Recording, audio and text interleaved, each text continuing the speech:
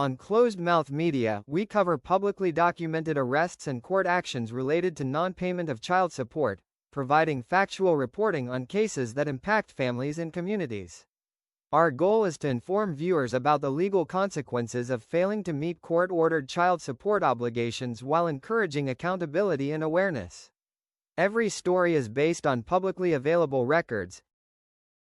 23 people were taken into custody during a multi-agency operation in Gregg County. The sheriff's office was after 50 people who owed a combined total of more than $1 million in child support.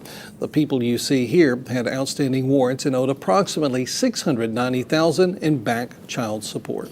More than $2.3 billion in child support. That's billion with a B. We as taxpayers are paying for this problem because many parents who aren't getting that child support have to go on government programs just to make ends meet. Tonight, we're taking you inside the child support problem to show you what it's doing to families and a new way prosecutors are tracking down deadbeats.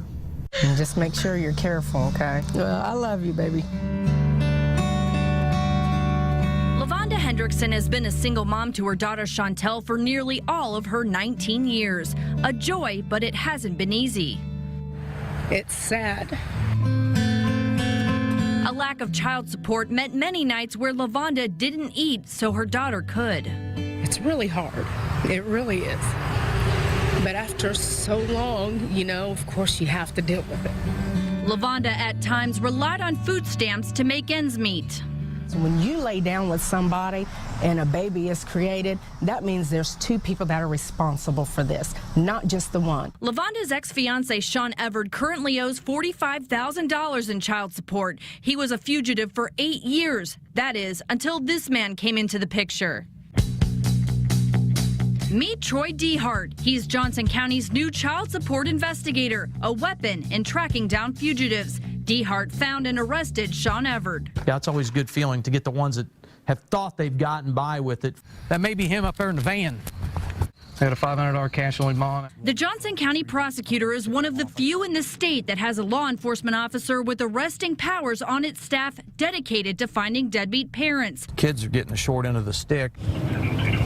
We spent some time with Dehart, hot on the trail of child support fugitives. First stop, finding Matthew Andreas, wanted for failure to appear in court on child support issues.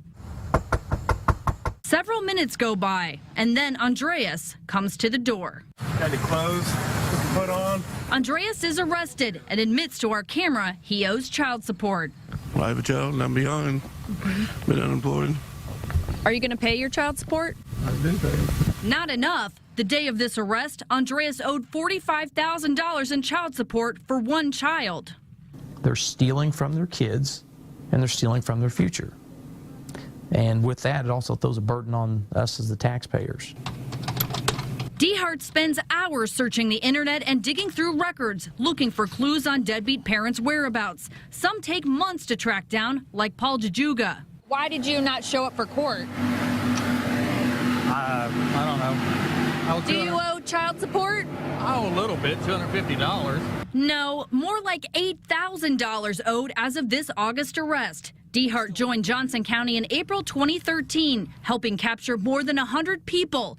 His salary is $46,000, much of it reimbursed through federal funds. Johnson County has collected more than $156,000 in child support from these 100 parents, 93 men, 7 women, since they were arrested.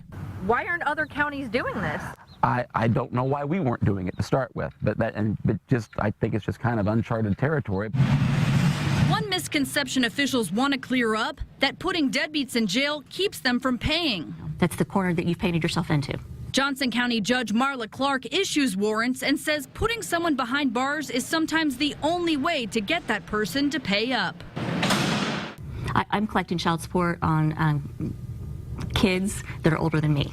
That's how long some of these cases drag on. Troy Dehart is still looking for dozens of child support fugitives, hoping to get them to own up to their responsibility. What he did was wrong. Despite struggling, Chantel Hendrickson is now in college at Vincennes University, studying criminal justice of all things. Her father is now serving time in state prison for failing to pay child support. He finally has to face the music. But the pain still lingers for Chantel. And it made me feel like why am I not good enough to have the support of my father? To our surprise, Lavanda's ex-fiancé, Sean Everett, agreed to speak with us from state prison. Tonight at 11, we sit down with him to find out what went wrong. Does he consider himself a deadbeat? And will he pay the rest of his child support? You got some of them that owe $30,000 or $40,000 in back child support.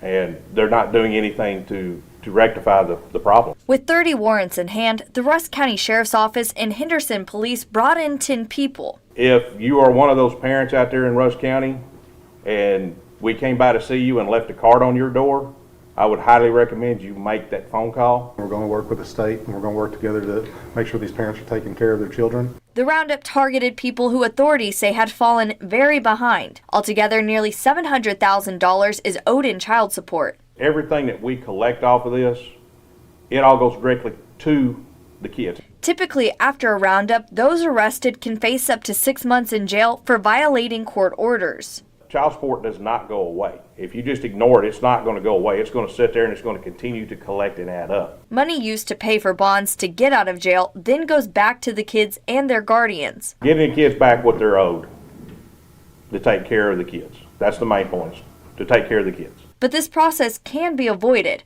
if someone with an arrest warrant turns themselves in or calls the Attorney General's office. If you've lost your job, if you're having a hardship of some time, if you will call the Attorney Generals and work with them, they'll work with you. Rusk County isn't the only area that does child support roundups. Smith and Gregg County have done them as well. It's always been a problem. It will probably continue to be a problem, and we're going to stay on top of it. We've got you covered, Rusk County. Peyton Weidman, CBS 19. A huge problem. We've had people that have owed over $100,000. You know, one payer owing over $100,000. Parents not paying their child support. The Attorney General's Child Support Division has an office in Beaumont and sees a lot of cases. I think Beaumont has 6 counties and presently is handling literally 25,000 cases. There's also an office in Nederland. Nederland has, I believe, 23,000 cases spread over 5 counties. Thousands of cases, money not going to support children. The rent or the house note, the child benefits from that money. It's not just the food. It's you know, water, electricity, utilities. The captain of the Warrant Division says he and deputies rounded up child support offenders early Tuesday and Wednesday morning. They know they're behind. They know there's probably a warrant for them, so that's why they're kind of hard, and that's why we did it so early in the morning before they left for work. Although roundups only happen once or twice a year, child support warrants are served every day. I think a lot of guys put in a little extra effort for those two because they know it's for the kids, the money. Pay your child support. Even pay a portion of your child support. If you don't have the $250 and you got $100, pay it. And it makes a big difference. A big difference not only in court, but in children's lives. We began Tuesday, deputies headed off to homes of evaders as early as 5 a.m. and arrested the non-compliant parents at their homes before leaving to work for the day. As of this afternoon, the 2 teams of deputies arrested 34 offenders.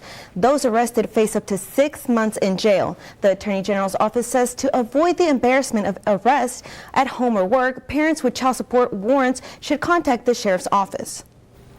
Parents who have fallen behind on their child support payments but are not subject to warrants for their arrest should immediately contact the Attorney General's. As far as child support cases go, he was public enemy number 1.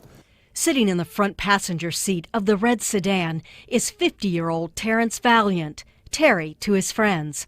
He's accused of owing $368,000 in back child support to mothers of his children living in Ohio. Representatives from Huron County's Department of Children and Family Services would not say how many youngsters Valiant has in total or how many he's failed to support. But authorities say he has 24 support cases pending in Ohio, 18 of them in Huron County, where he sometimes lives. You know, that's pretty unheard of in our county. Chief Deputy Ted Patrick says Valiant has been ignoring court cases and dodging warrants for 4 years. His luck ran out Thursday night when Huron County Deputy Brad Polachek, who refused to give up on finding Valiant, closed in while working a lead. So how do you catch a guy who's been on the run for years? You stake out his friends, and that's exactly what the deputy did. At first, he denied that he was Terry Valiant. He gave another name. Attempts to reach the mothers of Valiant's children were unsuccessful.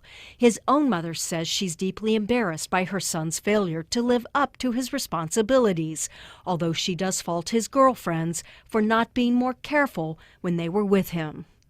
Sheriff Noah Robinson says the goal of the operation is to arrest those who have failed to comply with court-ordered child support.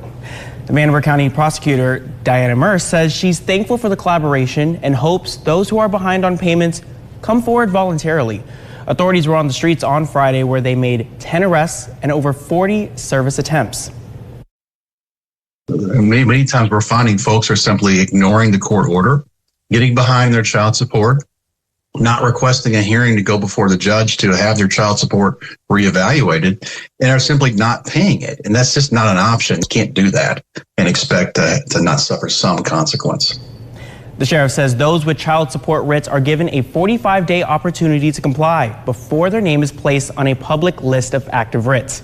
His license was suspended, his car impounded, and he went to the Department of Children and Families asking this. How could this be? That's when the father of two discovered the agency had no record of receiving his child support payments for January, even though he made them. I'm not in line for Father of the Year award at all, but as far as taking care of my financial obligations, I've been doing that without a problem as long as I can remember. Twice a month, the money is automatically deducted from his school custodian's wages.